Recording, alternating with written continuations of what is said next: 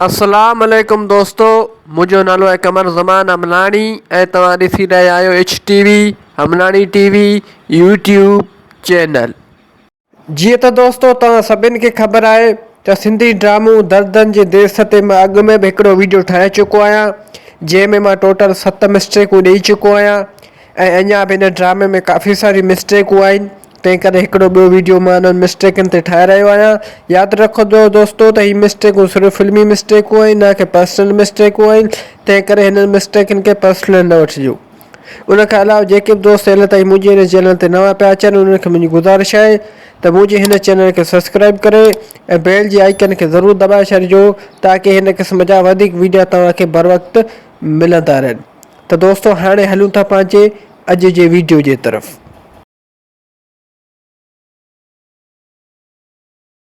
Mistake number 8 किस्त number 3।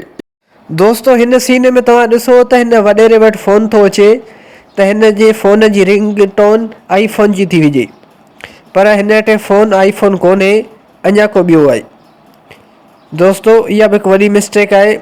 दोस्तों तव्हां पाण ॾिसो ऐं ॿुधो।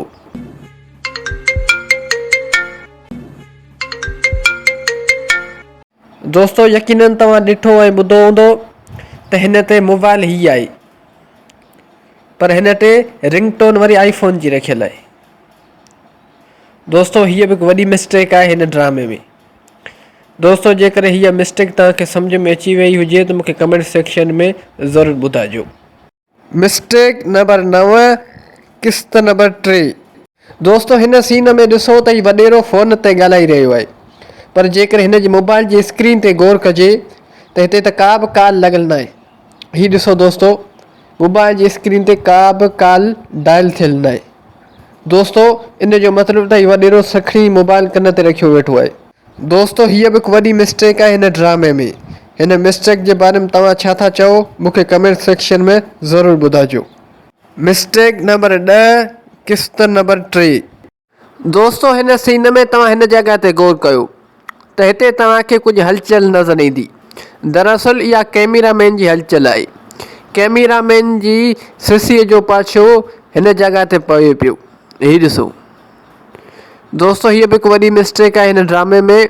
उमेद थो कयां त हीअ मिस्टेक तव्हांखे सम्झ में अची वई हूंदी। मिस्टेक नंबर 11 किस्त नंबर 3। दोस्तों हिन सीन में तव्हां ॾिसो त हीउ शख़्स जॾहिं हितां वापसि थो थिए त कैमरामैन निहारींदो थो वञे। हीउ ॾिसो दोस्तों, जॾहिं वापसि थो थिए त कैमरामैन पियो निहारे।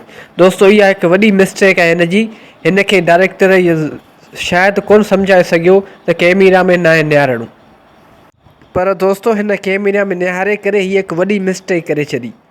दोस्तों हिन मिस्टेक जे बारे में तव्हां छा था चओ मूंखे कमेंट सेक्शन में ज़रूरु ॿुधाइजो। मिस्टेक नंबर 12 किस्त नंबर 3। दोस्तों हिन सीन में ॾिसो त हीउ शख़्स जे हिसाब सां हिन कोप खे हेॾे होॾे उछलां पियो ॾे, इन हिसाब सां इहो थो लॻे त हिन कोप में चांहि आहे ई कोन। हीउ ॾिसो दोस्तों, कोप खे उलट पुलट पियो करे ऐं हर पासे उछलां पियो ॾेसि। इन जो मतिलबु त हिन कोप में चांहि आहे ई कोन। सखणो कोप हथ में झलियो वेठो आहे ऐं सखणे कोप मां सुर्क पियो भरे। हीउ ॾिसो। दोस्तों हीअ बि हिकु वॾी मिस्टेक आहे हिन ड्रामे में। दोस्तों अॼु जे लाइ हिन वीडियो में बसि एतिरो। उमेद थो कयां त हीउ वीडियो तव्हांखे पसंदि आयो हूंदो। जेकर हीउ वीडियो तव्हांखे पसंदि आयो आहे त हिन वीडियो खे लाइक कंदा, दोस्तनि सां शेयर कंदा ऐं हिन वीडियो में प्यार भरी कमेंट बि ज़रूरु करे छॾींदा। दोस्तों यादि रखंदा त हीअ मिस्टेकूं सिर्फ़ु फिल्मी मिस्टेकूं आहिनि, न कि पर्सनल मिस्टेकूं आहिनि। तंहिं करे हिननि मिस्टेकनि खे पर्सनल न वठिजो। ऐं उन खां अलावा दोस्तों इहो बि यादि रखिजो त हीअ मिस्टेकूं सिर्फ़ु सिर्फ़ु एंटरटेनमेंट लाइ रिकॉर्ड कयूं वयूं हुयूं।